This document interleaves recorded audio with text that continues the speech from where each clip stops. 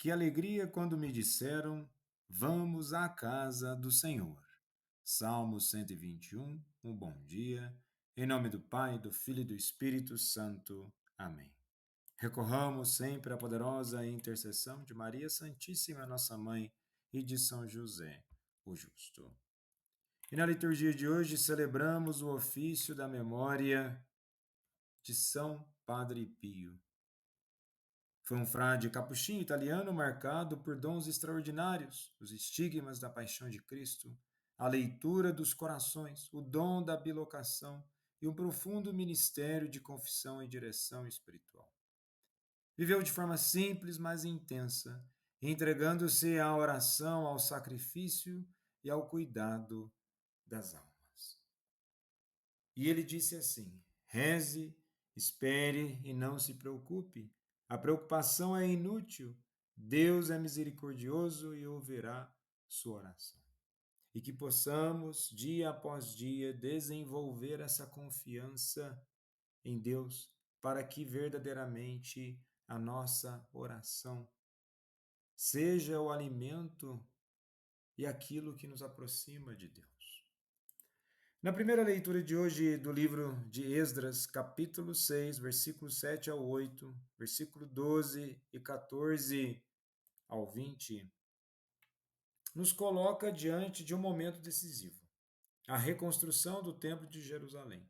Depois do exílio, o povo retorna à sua terra e, com apoio até mesmo dos reis estrangeiros, consegue restaurar o lugar do culto. A cena é marcada pela colaboração entre líderes, profetas e povo. É a vitória da fidelidade de Deus sobre a ruína causada pelo pecado. O rei Dario confirma o decreto de Ciro e manda que nada atrapalhe a reconstrução. O poder político chega a financiar a obra, mostrando que Deus pode mover até os corações dos poderosos. E o versículo 12 traz uma advertência: quem tentar impedir a obra de Deus sofrerá a sua mão. Os profetas Ageu e Zacarias animam o povo, mostrando que a reconstrução não é apenas de pedras, mas da identidade espiritual de Israel. E o texto culmina na celebração da Páscoa, nos versículos 19 e 20. O templo restaurado volta a ser o lugar de encontro entre Deus e seu povo. E vejamos, o templo não era só um edifício, mas o coração da fé de Israel. Reconstruí-lo era reconstruir a relação com Deus. Da mesma forma que quando nós somos reconstruídos a partir da misericórdia de Deus, pela graça de Deus somos convertidos, nós vamos ganhando nova identidade, ou nós vamos recuperando a nossa identidade para que verdadeiramente sejamos seres que vivem na presença de Deus. E nesse sentido, culminar com a celebração da Páscoa significa libertação. O resgate da identidade vai removendo dos crentes as suas mazelas humanas, as mentiras, e da mesma forma isso acontece conosco. Quanto mais nós nos deixarmos ser reconstruídos por Deus, nós vamos sendo libertos daquilo que nós precisamos.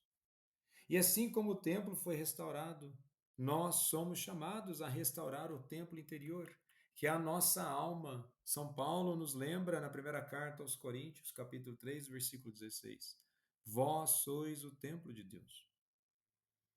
E vivemos em tempos de destruições interiores, vícios, indiferença, secularização, descrença, esfriamento da fé.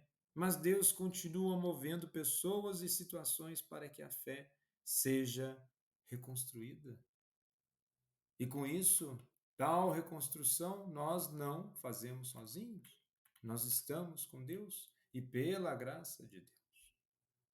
E no evangelho de hoje, em Lucas 8, dos versículos 19 ao 21, a mãe e os irmãos de Jesus foram procurá-lo, mas não podiam aproximar-se dele por causa da multidão.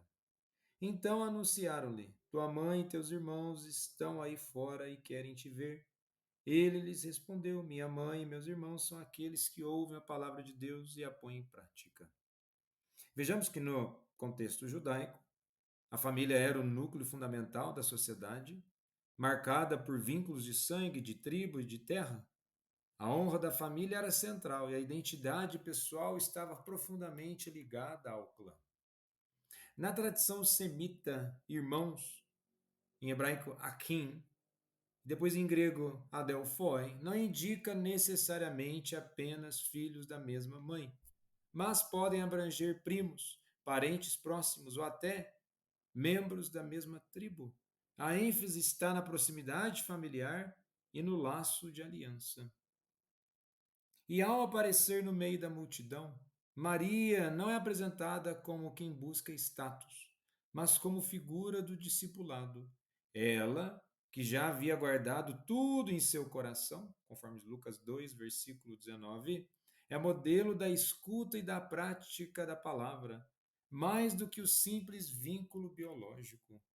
Não é o vínculo biológico que garante a Maria tão somente essa proximidade com Jesus ou com os ensinamentos, devemos lembrar que, ao dizer o sim ao anjo, para que de fato o Verbo se encarnasse no seu ventre, ela já tem essa sede, essa busca por Deus. E ao responder, Jesus em nenhum momento diminui Maria nem rejeita sua família. Pelo contrário, ele amplia a compreensão de família à luz do reino de Deus. A verdadeira comunhão com Ele não depende tão somente do sangue, mas da fé e da obediência à palavra. E ninguém encarna melhor essa definição de mãe e irmãos do que Maria, a que ouviu e respondeu com o fiat, conforme eu já disse. Ela é simultaneamente mãe biológica e discípula exemplar. E aqui se insinua o mistério eclesial. A comunidade de fé é a nova família reunida não pela carne, mas pelo Espírito. Como dirá Paulo na carta aos Efésios, no capítulo 2, versículo 19: Já não sois estrangeiros, nem forasteiros, mas concidadãos dos santos e membros da família de Deus. Então, muitas vezes, quando se tenta desvalorizar o vínculo de Jesus com Maria ou qualquer outra dimensão, não faz sentido. Vejamos que vivemos em uma cultura que valoriza muitos laços biológicos no aspecto de se apegar e causar uma grande indiferença de vida. Mas o Evangelho convida a perceber que o discipulado em Cristo gera uma fraternidade mais profunda, a fraternidade no Espírito. E tudo isso, o que nós temos aqui na dimensão, é o que Jesus diz no final de grande importância: é colocar em prática. O risco de nosso tempo é viver uma fé apenas auditiva, ou seja, ouvir a palavra, mas não praticar. E Jesus une os dois verbos, unir e praticar. A escuta verdadeira se comprova na vida. São Padre Pio, rogai por nós. Jesus, manso e humilde de coração, fazei o nosso coração semelhante ao vosso.